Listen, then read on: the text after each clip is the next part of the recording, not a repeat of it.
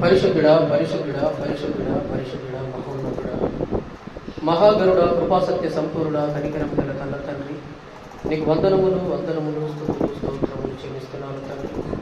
గడిచిన కాలం అంతా మమ్మల్ని కాచి కాపాడి భద్రపరిచి మీ చల్లని రెక్కల నీడలో తండ్రి నాయన మాకు ఆరోగ్యాన్ని ఆయుష్ను ఇచ్చి ఈ యొక్క సన్నిధిలో మిమ్మల్ని స్థుతించడానికి గణపరచడానికి మీ మాటలు తండ్రి నాయన నేర్చుకోవడానికి చూపిన మహాత్మను బట్టి వందనాలు.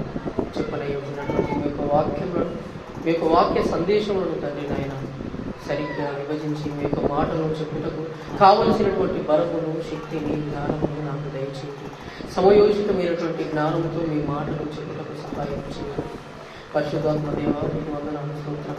ఈ కార్యక్రమం అంతా ఆది నుంచి అంతం వరకు నాయన అధ్యక్షత వహించి మీ నామానికి మహిమ తెచ్చుకోమని తండ్రి నాయన వింటున్న మాకు మీ యొక్క మాటల చేత బహుబలమును తండ్రి మా హృదయమును ధైర్యమును సంతృప్తిని శాంతిని సమాధానం నెమ్మదిని మాకు వచ్చేటప్పుడు సహాయం చేయండి. మీ మాటల ద్వారా తండ్రి నాయన ఈ మాటల ద్వారా మీరు మరో పొందమని కళ్ళ తండ్రి నన్ను బలపరిచి ఘోరగా వాడుతూ మీ మాటలను తండ్రి నాయన మాట్లాడుకుంటున్నాను గొప్ప చేయించండి.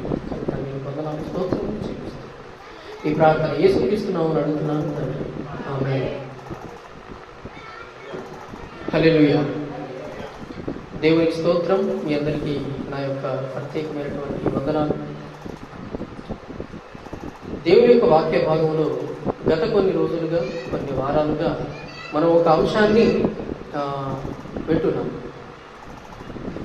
ఆ అంశంలో ఉన్నటువంటి కొన్ని భాగాలను మనం నేర్చుకున్నాం. మొదటి భాగంగా కొన్ని విషయాలు నేర్చుకున్నాం. రెండో భాగంగా మరికొన్ని విషయాలు నేర్చుకున్నాం. ఈరోజు మూడవ భాగంగా దేవుడున్నాడు జాగ్రత్త, దేవుడున్నాడు జాగ్రత్త, పాప ప్రపంచంపై దేవుని ప్రణాళికలో భాగంగా ఈ విశ్వం భస్మమవుతుందా? ఈ విశ్వము భస్మమవుతుందా? దేవుని యొక్క అంతిమ నిర్ణయాలలో దేవుడు తీసుకున్నటువంటి అంతిమ నిర్ణయం ఈరోజు మనం మాట్లాడుకునే అంశం. దేవుడు తీసుకున్నటువంటి అంతిమ నిర్ణయాలలో మనం చూసినట్టుగా గత కొన్ని వారాలలో దేవుడున్నాడు జాగ్రత్త అనే అంశం పైన కొన్ని విషయాలను మనము గమనించాము. గమనించిన ఈ విషయాలలో మనకి ఏమర్థమైంది? మనిషి దేవునికి భయపడటం లేదు, మనిషి దేవునికి ఎదురు తిరగటం అనేది ఎక్కువ అయిపోయింది అన్న విషయం అర్థమైంది. పైగా తాను కన్న కలలతో ఈ ప్రకృతిని నింపి తన సంకల్పాన్ని, తన ఉద్దేశాలను, తన ప్రణాళికలను మనసులో నెరవేరుస్తారన్న ఆశతో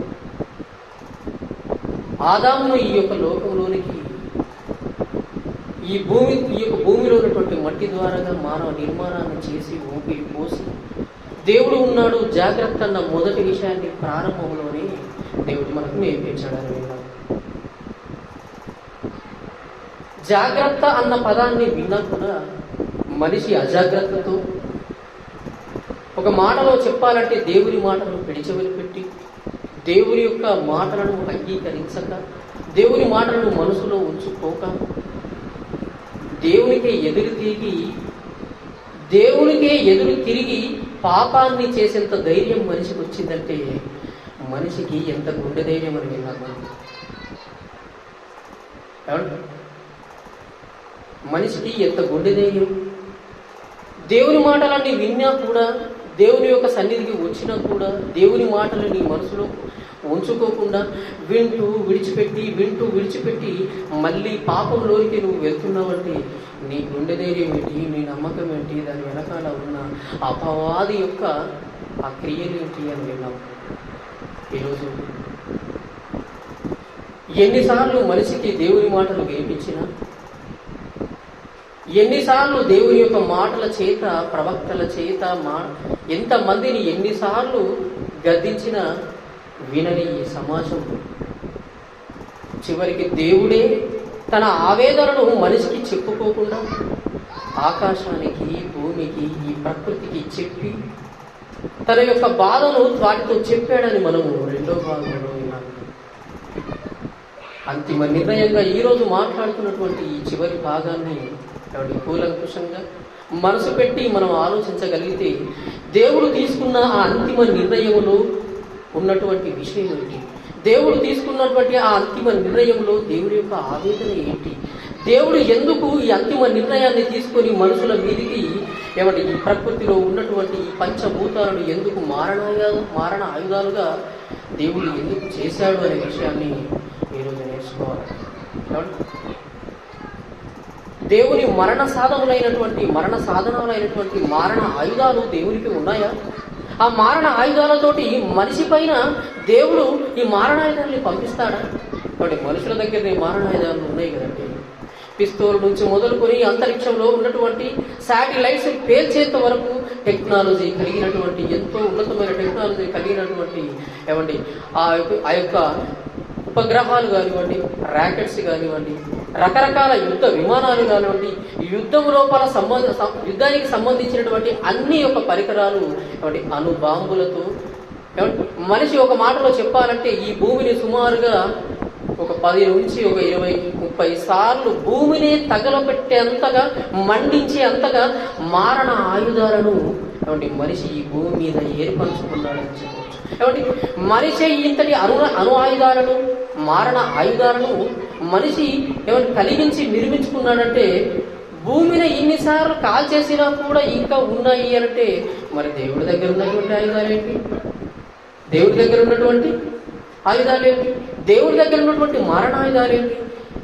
దేవుడు ఏ మారణ ఆయుధాలతోటి మనిషి పైన ఆ ఆయుధాన్ని పంపించే ప్రయత్నం చేస్తున్నాడు. ఏనాడైనా మనకి ఆలోచన వచ్చిందా దేవుని దగ్గర మారణ ఆయుధాలు ఉన్నాయని, అది మనుషుల మీదికి దేవుని యొక్క మాటలు వినకుంటే అవి మీద పడతాయని, ఈ యొక్క మట్టిలోనే దేవుడు కనిపిస్తాడని ఎప్పుడంటే మనిషి ఈ మాట విన్నా కూడా వినిచిపెట్టినటువంటి ఈ సమాజంలో, క్రైస్తవ సమాజం కూడా ఉందని చెప్పక తప్పదు. ఎందుకు?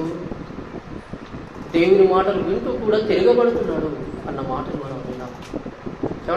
ఈనాడు సాంకేతిక రంగాలను మంచి పురోగతిగా అభివృద్ధిని సాధించినటువంటి మనిషి ఈనాడు తన టెక్నాలజీతో, తన ఉన్నతమైనటువంటి టెక్నాలజీతో రూపొందించుకున్నటువంటి సాంకేతిక పరికరాలనేటువంటి కొన్ని పరికరాలు, కొన్ని యంత్రాలు, కొన్ని మర యంత్రాలను మనం విన్నాం. ఆ మర యంత్రాలు ఏమిటో మామూలుగా మన కళ్ళ ముందు ఇంట్లో బాత్రూమ్ నుంచి మొదలుకొని పడుకునే బెడ్రూమ్ వరకు వాడుకున్నటువంటి ఆ యొక్క మర యంత్రాలను మనిషి నిర్మించుకున్నాడు. అవే రోబోలు. ఆ రోబోల గురించి మనం చాలా సినిమాలు చూస్తుంటామా? మనం చూస్తుంటామా? చాటుగా చూస్తుంటామా? అక్కడక్కడ వాటికి సంబంధించినటువంటి క్లిప్పింగ్స్ అలా వస్తుంటాయి. సీరియళ్ళని సీరియస్గా తీసుకున్న సమాజంలో బ్రతుకుతున్నావా? ఈ సమాజం మర యంత్రాలను కూడా ఈనాడు మనిషి వాడుకుంటున్నాడంటే మనిషి పని తగ్గింది, మర యంత్రాల యొక్క పని వేగం అనేది ఇంకా పెరిగిపోయింది. దానికి తోడుగా మనం ఇంటర్నెట్ విన్నాం. ఆ ఇంటర్నెట్లో ఒకటి గూగుల్ అన్న ఒక పదాన్ని మనం చూస్తాం. దానికి మనిషికి పెట్టిన పేరేంటి? గూగుల్ తల్లి, గూగుల్ అమ్మ. గూగుల్ అమ్మ. ఈ గూగుల్ అమ్మ దగ్గర నువ్వు కావలసినటువంటి సమాచారం అంతా కూడా నీకు అందులో కొట్టగానే ఆ తల్లి నీకు ఇచ్చేస్తుంది. నీ నట్టింటిలో నెట్టును ఓపెన్ చేసి ఆ నెట్ గురించి ఆ ఇంట్లో ఆ గూగుల్ అమ్మ తల్లిని అడిగితే అంట ప్రతి విషయాలు. గూగుల్ అమ్మ తల్లిని ఒకరు. ఫేస్బుకే నాకు ఫ్రెండ్ అయ్యింది అని చెప్పేవారు మనకు. అలా వెలిగి ఆరిపోతూ మళ్ళీ దాని టిక్ టాక్ స్థానంలో వచ్చినటువంటి షేర్ చాటు మరొకటి. షేర్ అనుకుంటూ వచ్చింది, అందరికి చాట్ చేయవన్నది, లేకపోతే నీకు షాట్ వస్తుంది లేదా షాక్ వస్తుంది అని చెప్పేసి వదిలిపెట్టేసి మర యంత్రపు మాయాజాలం. ఆ మర యంత్రపు మాయాజాలంలో మనిషి కూరుకుపోయిందని ఎప్పుడు అర్థమైంది మనిషికి? భయంకరమైన నష్టం లోపల కూరుకుపోయిన తరువాత అపవాది మనిషి యొక్క కళ్ళకు, కను నేత్రాలకు గుడ్డితనాన్ని కలుగచేసి ఈ లోకంలో ఉన్నటువంటి విందులను, వినోదాలను చూపించి దేవునికి నీకు దూరము చేసి దేవునికి నీకు మధ్య అగాధాన్ని పెంచేసిందని ఎప్పుడండి ఈ క్రైస్తవ సమాజం ఆలోచించింది? ఫేస్బుక్లో ఏ సమస్య వచ్చినా, అక్కడ ఏ తేడా వచ్చినా నువ్వే బుక్ అవుతావు. ఏ సమస్య వచ్చినా నువ్వే బుక్ అవుతావు. అది ఫేస్బుక్. తేడా వస్తే నువ్వే బుక్. కాబట్టి ఇంకా ఒకటి వచ్చిందండి, అది ఏంటి మన అందరికీ తెలిసినది వాట్సాప్. ఏ తేడా చేసినా అడ్మిన్ గారి దగ్గరికి వచ్చి పోలీస్ అంటాడు హ్యాండ్సప్ అని. ఆ వాట్సాప్లో అడ్మిన్గా ఉన్న నీవు ఆ గ్రూపులో ఉన్న ఏ వ్యక్తి అయినా ఏదైనా తప్పుడు సమాచారము, ఇతరులకు ఇబ్బందికరమైనటువంటి విషయము, చట్టానికి విరుద్ధమైనటువంటి ఏదైనా విషయం కానీ, సందర్భం కానీ, వీడియోలు, ఆడియోలు ఏవైనా వచ్చాయనుకోండి, నీ వాట్సాప్కు పోలీస్ ఆయన వచ్చేసి హ్యాండ్సప్ అంటాడు. ఆ తర్వాత వాట్సాప్ ఉండదు. ఇంకా ఆ తర్వాత మౌత్ వచ్చేసి షటాప్ అనే పరిస్థితిలోకి వెళ్ళిపోతుంది. కాబట్టి ఇంటర్నెట్ ఇదంతా కూడా మీరు గమనిస్తూ ఉంటే మనిషి దేవునికి దగ్గరయ్యాడా, దూరమయ్యాడా? దీనివల్ల ఒక కత్తిని ఉపయోగించేటటువంటి మనిషి ఒకవైపు పీకలు వస్తున్నాడు, మరొక వైపు కూరగాయలను వస్తున్నాడు. ఉపయోగించుకునేటటువంటి ఈ యొక్క ఇంటర్నెట్ని ఏమండి మంచికి ఉపయోగించకుండా చెడుకే వినియోగించి దేవుని యొక్క కార్యక్రమాలకు దూరమవుతూ, దేవునికి దూరమవుతూ ఏమండి అందులో ఉన్నటువంటి అశ్లీలత సంబంధించినటువంటి అన్నింటికి దగ్గర చేసుకొని గూగులమ్మ తల్లి దగ్గరికి వెళ్ళిపోయాడు. ఏమండి ఇదంతా చూస్తున్నటువంటి మనిషి, ఏమండి ఇదంతటిని గమనిస్తున్నటువంటి దేవుడు, ఏమండి మనిషిని దేవుడు ఏమనుకోవాలి చెప్పండి? ఏమనుకోవాలి? ఎంత చెడిపోయిండో, ఎంత వినాశనానికి వెళ్ళిపోయాడో. ఏమంటే శాస్త్రవేత్తలను అడిగితే 2050 నుండి మొదలుకొని 2080 వరకు ఈ యొక్క ప్రపంచం అంతా కూడా ఉండదు. సాంకేతిక ఈ యొక్క పరిజ్ఞానంతో మనిషి ఏమంటే 2080 వరకు ఇది ఏమండి మారణ ఆయుధాలతోటి ఈనాడు మనిషి అంతా నింపుకున్నాడు కనుక రోబోతో చివరికి మూడో ప్రపంచ యుద్ధం అన్న వస్తుంది అన్న ఊహాగానాలు కూడా ఉపయోగిస్తున్నాయి. ఇప్పుడు నీకు మర యంత్రాలతోటి ఒకవేళ యుద్ధం వస్తుంది అన్నటువంటి మేధావుల యొక్క ఆలోచనలోకి వెళితే ఏమండి మేధావులు భయపడుతూ హెచ్చరిస్తూ సమాజాన్ని చెప్తున్న మాట ఏంటో తెలుసా? నువ్వు వాడుతున్న నీ ఆ మర యంత్రాలే నేడు నీకు అవి ఎదురు దాడి చేస్తాయి. కాబట్టి అందులో ఏదైనా నీకు వ్యతిరేకత నీకు కలిగించిందనుకోండి, అందులో ఉన్నటువంటి సిస్టమ్ ఏదైనా పాడైందనుకోండి, దానికి ఏమైపోతుంది? చేయవలసిన పనుల కంటే భిన్నమైనటువంటి పనులు చేస్తుంది. కాబట్టి రోబో ఒకవేళ ఆ హోటల్ నుండి సర్వర్కి ఏదైనా అందించాలి అనుకోండి, దానికి అందించవలసింది పోయి ఆయన ముఖం మీద కొట్టేసింది అనుకో, వేడి వేడి సాంబార్ ఆయన ముఖం మీద పోసేసింది అనుకో, ఏమనుకుంటాడు? ఆ సిస్టమ్ లోపల ఏదో ప్రాబ్లం వచ్చింది, అది సరి చేయాలంటాడు. ఏమంటాడు? సరి చేసినటువంటి ఆ రోబో కొన్ని రోజులకు సంబంధించి అందులో ఏవైనా విపత్కరమైనటువంటి భిన్నమైన పనులు చేస్తే దాన్ని మనిషి నిర్వీర్యం చేస్తాడు. అంతేకాకుండా ఇంకా చిన్నగా మనం ఆలోచించగలిగితే, నువ్వు పెంచుకున్న ఒక కోడి అది గుడ్లు పెట్టలేదు అనుకోండి, కొన్ని రోజులకి పెంచుకున్న కోడి గుడ్లు పెట్టలేదు అనుకోండి, గుడ్లు పెట్టలేదని ఏం చేస్తావు? నువ్వు కోడిని పోషిస్తావు. నువ్వు పెంచుకున్న చెట్టు అది పెరిగి పెద్దదై చక్కగా కనిపించి మంచి పచ్చదనాన్ని కలిగించి ఫలాలే ఇవ్వలేదనుకోండి, ఎరువు వేసినా అది నీకు కరువు కాలంలో ఏ ఫలాలు ఇవ్వకుంటే ఏమండి ఏం చేస్తావు చెప్పండి? దాని యొక్క గుడ్డలతోటో కత్తితోటో దాని యొక్క వేళ్ళ నుంచి లోపల నుంచి పీకి బయట పారేస్తావు. నువ్వు విశ్వాసంగా ఉంటది పాను ఒక జంతువు అని చెప్పేసి చెప్పుకున్న ఒక కుక్క నీ ఎదవ ఏషాలకు యజమానిగా నువ్వు ఉండవలసి నీవు దాని ముందు వేసిన ఎర్రి ఏషాలకు అది ఏదో ఒక రోజు కలిసింది అనుకోండి. ఏమండి ఈ కుక్కకి యజమానుడెవడో దొంగెవడో దీనికి అర్థం కావటం లేదు. యజమానెవడో దొంగెవడో దీనికి అర్థం కావటం లేదు. ఏమండి కుక్కను కట్టేసి కుక్కను కొట్టినట్టు కొడతాడండి. ఏమండి కుక్కను కట్టేసి కుక్కను కొట్టినట్టు కొడతాడు. ఏమండి అంత ఆవేశంతో ఉన్న నీకు అది వ్యతిరేకంగా ఉన్నదని విశ్వాసం, నీ యొక్క ఎంగిలి మెతుకులు తిని అది విశ్వాసంగా లేదని ఆవేశపడుతున్న నీవే ఆ కుక్కను నువ్వు ఆ విధంగా కొడుతూ ఉంటే దేవుడిని ఏం చేయాలి? మొక్క ఫలించలేదు, అది అభివృద్ధి చెందలేదు, ఫలాలు ఇవ్వలేదని దాన్ని పీకి పారేస్తున్నావే ఈ ప్రకృతిలో. కోడి గుడ్లు పెట్టడం లేదని చెప్పేసి దాన్ని కోసి దాన్ని ఎముకలోకి సున్నంగా మార్చేసి శుభ్రంగా తినేస్తున్నావే కోడిని. మరి నేనేం చేయాలి? దేవుడు ఏది చెయ్యాలో, మనిషిని ఏం చెయ్యాలో ఆయన ఆవేశంతో దుఃఖంతో, ఆవేదనతో, ఉక్రోషంతో ఆయన రౌద్రుడై ఏం మాట్లాడుతున్నాడో ఏమండి, మనుషులు ఏమి కొన్ని విషయాలు చేశారో ఒకసారి మనం చూద్దామండి. కీర్తనల గ్రంథము 47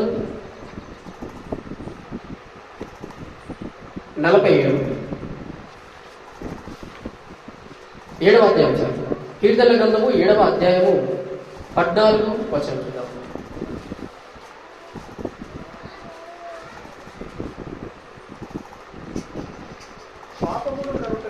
పాపమును కనుటకు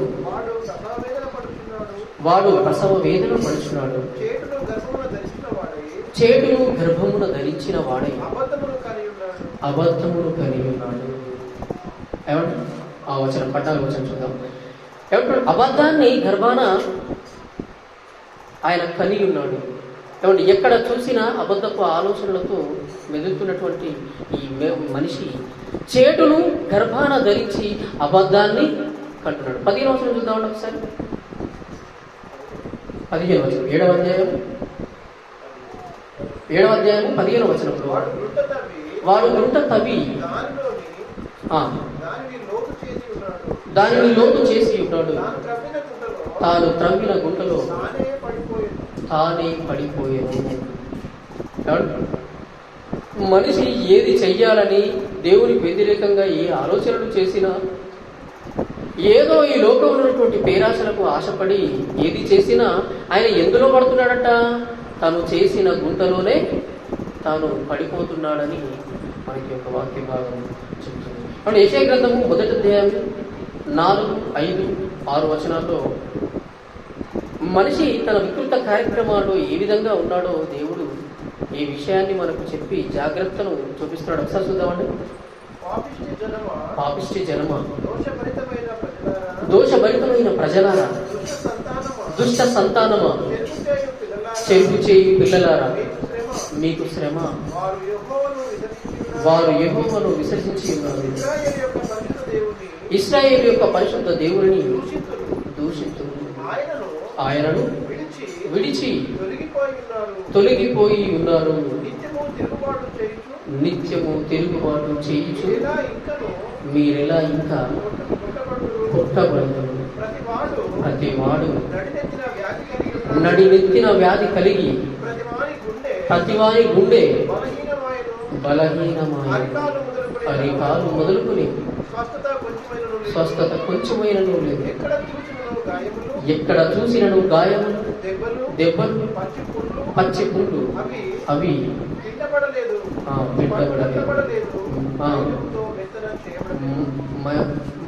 మెత్తన తైలంతో మెత్తన చేయబడలేదు. మనిషి చేసినటువంటి ఆ వికృత రూపాలన్నింటిని కూడా దేవుడు ఆవేశపడి, దుష్ట సంతానమా, చెరుపు చేయి పిల్లలారా, సర్ప సంతానమా అన్నట్టుగా మాట్లాడతారు. తన కన్న పిల్లలను ఈ విధంగా మాట్లాడడానికి ఆయనకు మనసు ఎందుకు వచ్చింది? ఆయనకు ఆ మనసు ఎందుకు వచ్చింది? ఆయనను మనసును గాయాన్ని చేసి, గాయాలను రగిలించి, ఆయా కాలాలలో దేవుడు తన పిల్లల చేత తన పిల్లలందరూ బాగుండాలని ఎన్నో మాటలు చెప్పినవి వినని సమాజాన్ని చూసి ఆ వేదనతో చెప్తున్నటువంటి మాటలండి. ప్రతి వాని గుండె బలహీనమైపోయింది. దేవుడి యొక్క మాటల యందు ఆసక్తి లేక ఏమండి వేరే వాడిపైన శ్రద్ధాసక్తులను కలిగి ఉన్నాడని మనకి ఇంటే అర్థమవుతుంది. ఇలాంటి బ్రతికిన మనిషికి ఇంకా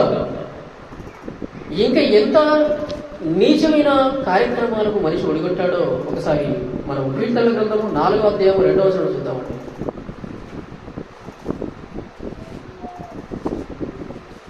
కీర్తనల గ్రంథం 4వ అధ్యాయము 2వ వచనం.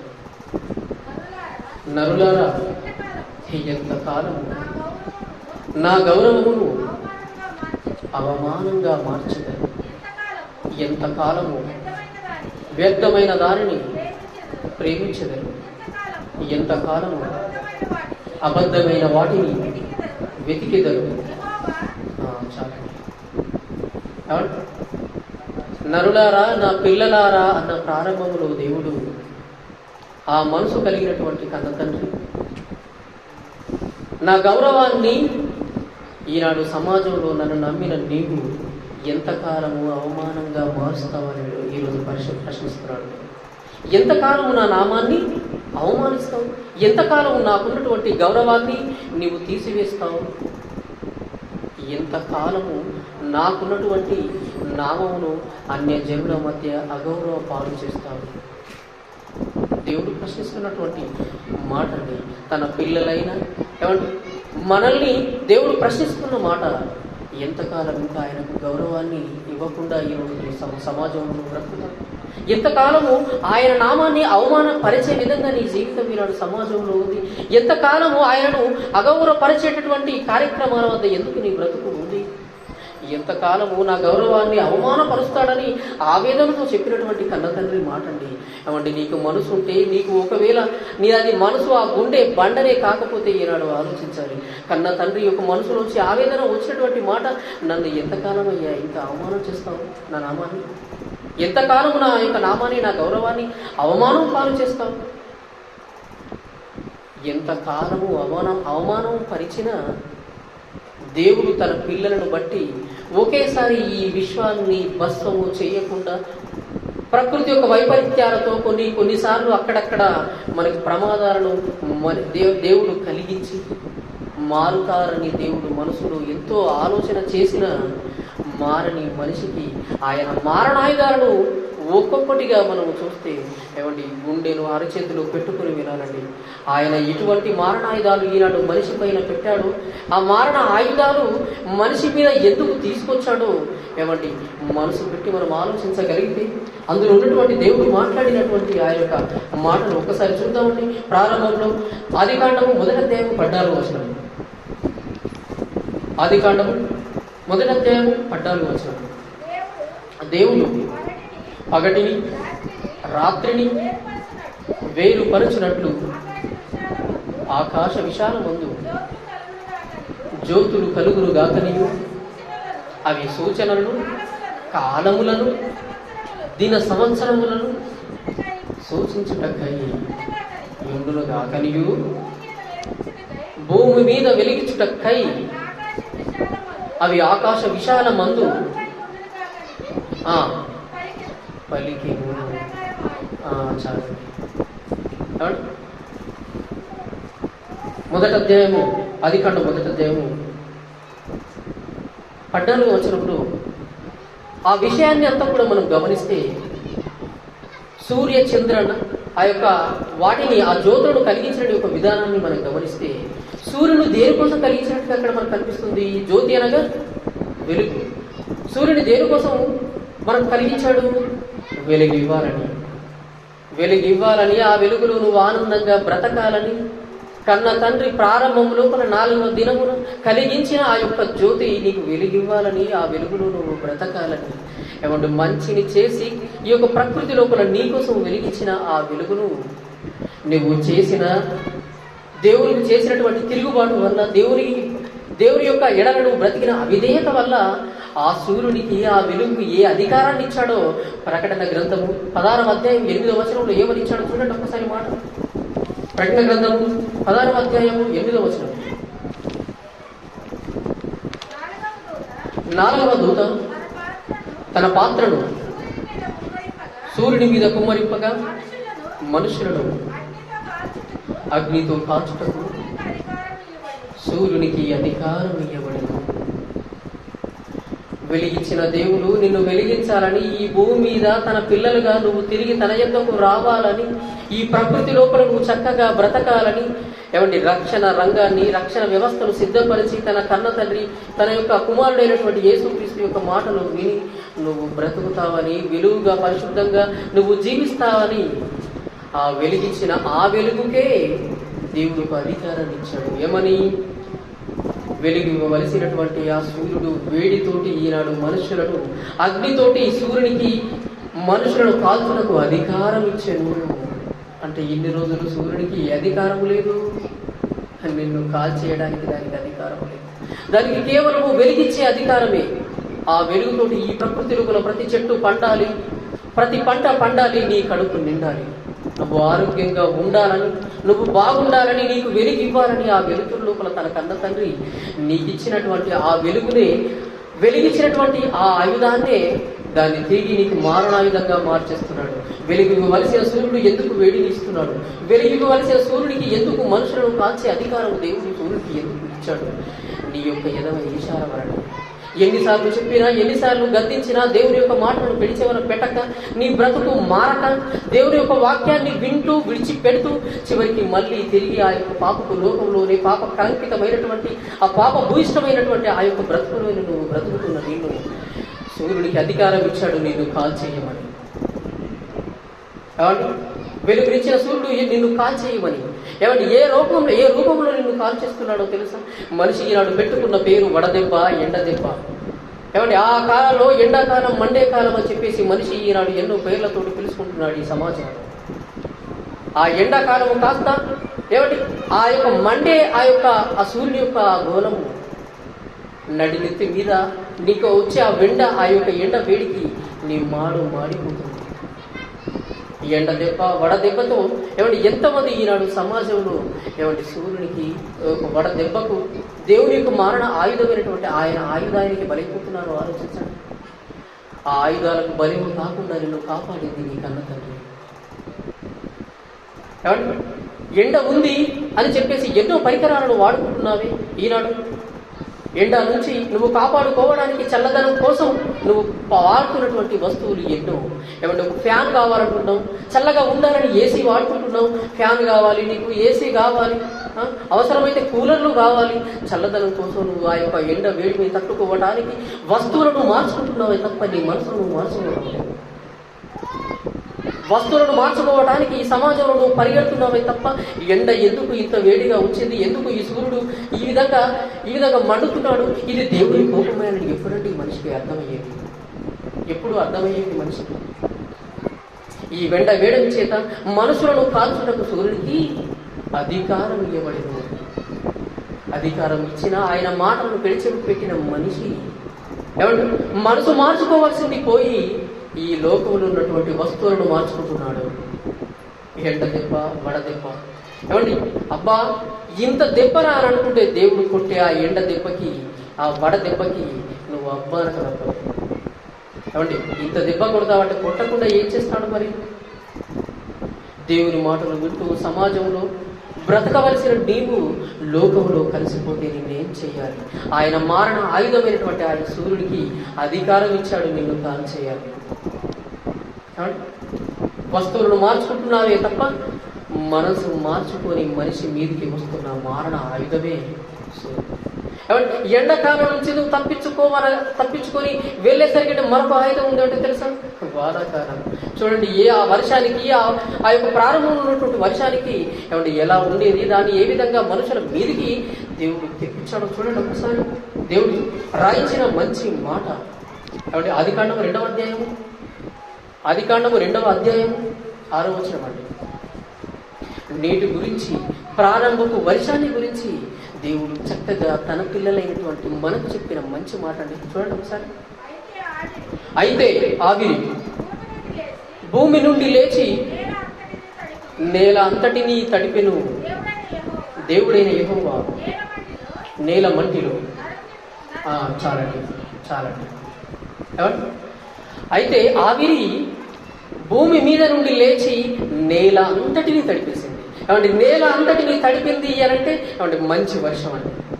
ప్రారంభంలో ఆ మంచి వర్షంతో మంచి పంటలు పండాయి, మంచి రుచికరమైనటువంటి ఫలాలు మనకు అందాయి.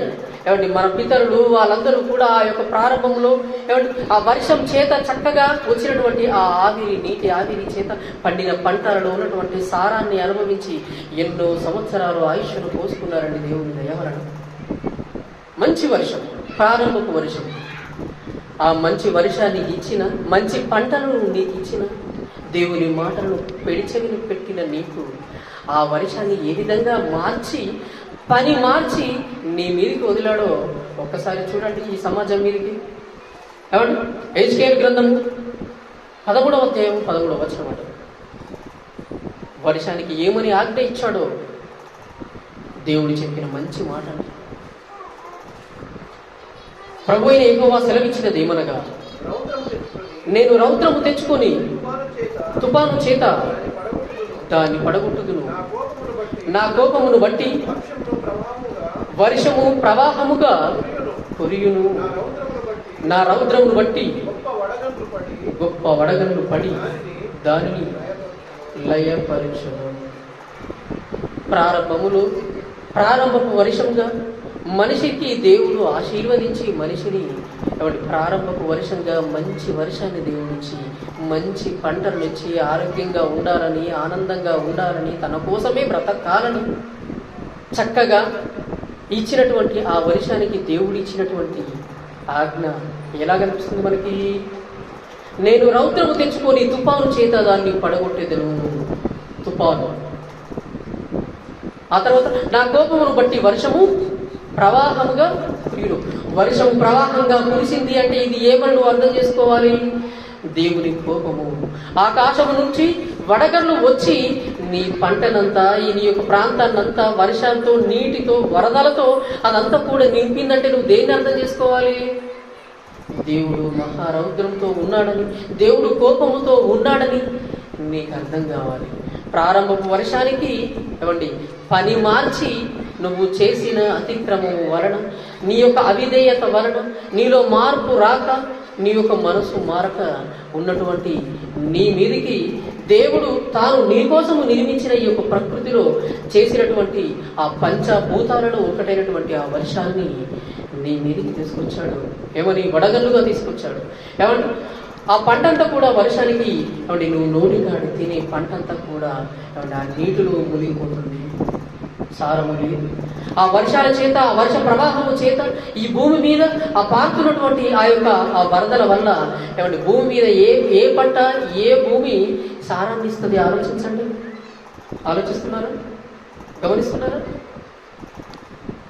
ప్రవాహంగా పారుతూ ఉంటే ఆ పొలాల నుంచి, ఆ చేళ్ళ నుంచి, ఆ గట్టుల నుంచి భూమి ప్రారంభంలో తడిసింది. ఆయన కోపము వచ్చేసరికంటే ఆ ప్రవాహంతో ఆ నేలలో ఉన్నటువంటి ఆ భూమి, ఆ సారమంతా కొట్టుకుపోయింది.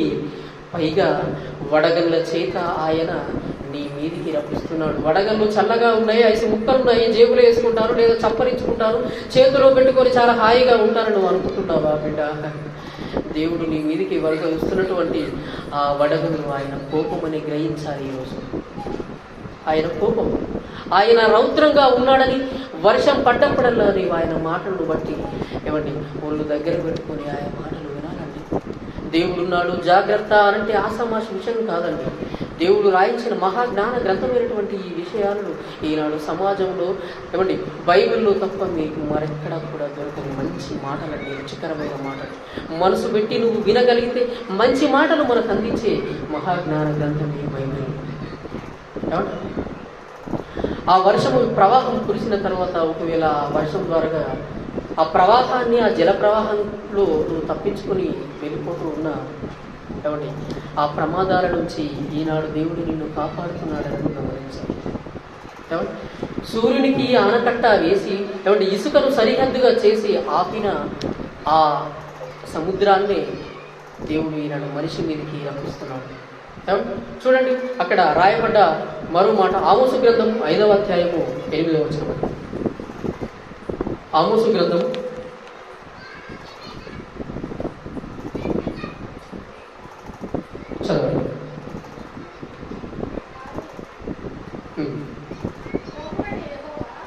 5వ ప్రభు అయిన యెహోవా ఇంకో మాట అండి. ఆమోసు గ్రంథము 5వ అధ్యాయం 20వ వచనం చదవండి. 5:8 చదవండి. 5:8 ఆయన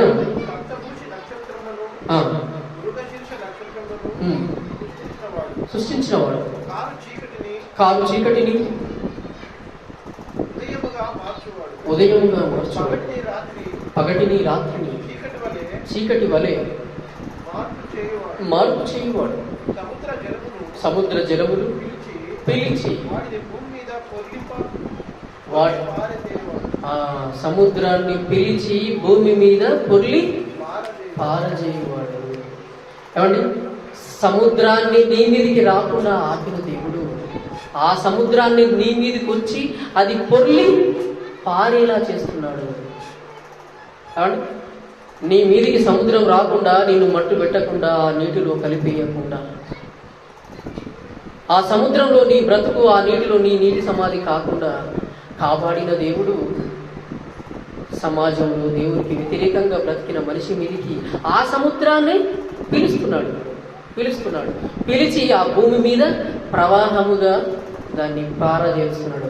ఏమంటే సముద్రంలో వచ్చే అలల ఘోషం విన్నారు కదా మీరు, సముద్రం యొక్క అలలు విన్నారు కదా. ఏమంటే మన వాళ్ళు సముద్రం యొక్క అల ఎంత ఉంటుందో ఏమంటే కొంత క్యాలిక్యులేట్ చేశారండి. అల యొక్క పొడవు అది ఎంత ఉంటుందో క్యాలిక్యులేట్ చేశారు. ఏమంటే ఎంత ఉంటుందని మీరు ఆలోచిస్తున్నారు?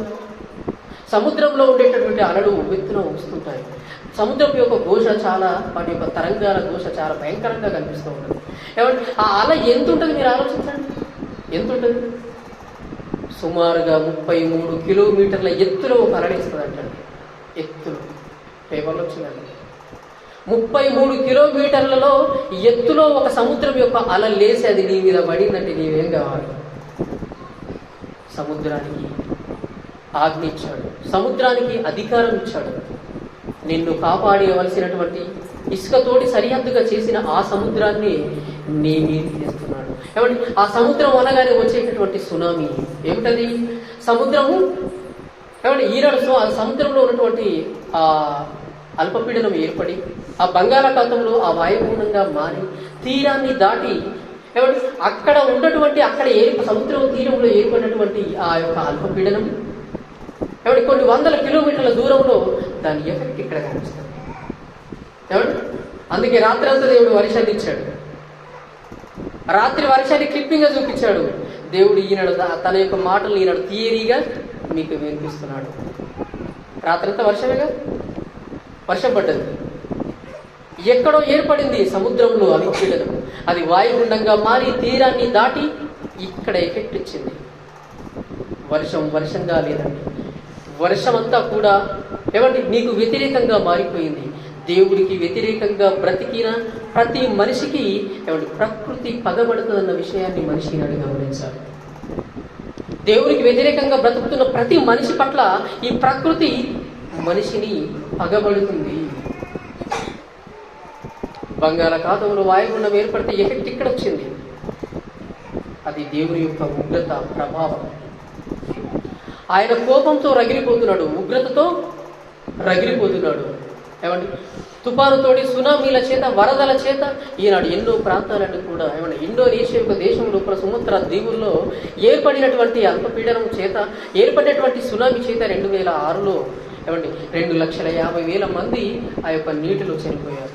ఆ చనిపోయిన వాళ్ళందరినీ కూడా తీసుకెళ్లి ఆ ఎడారి లోపల గోతి తీసి ఏమండి అందులో పెట్రోల్ వేసి తగిలిపెట్టారు. ఇంత 2,50,000 మంది.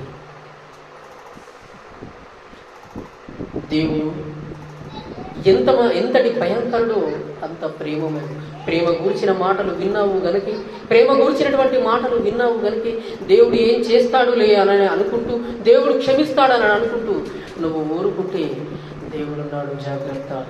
ఆయన ఎఫెక్ట్ నీ మీదకి వస్తుంది. ఏమంటే వర్షాకాలాన్ని ఎండాకాలాన్ని తప్పించుకొని నువ్వు వర్షాకాలానికి రాగానే ఏమండి ఆ తర్వాత వచ్చే మరొక ఆయుధాన్ని ఏమండి మనిషి మీద దేవుడు తీసుకొచ్చాడు. ఆ ఆయుధాన్ని కూడా చూడండి ఏ విధంగా దేవుడు ఎంతటి ఆయుధాన్ని ఇచ్చాడు. యోబు గ్రంథం 27వ అధ్యాయం 11వ వచనం. యోబు గ్రంథం 27వ అధ్యాయము 11వ వచనం.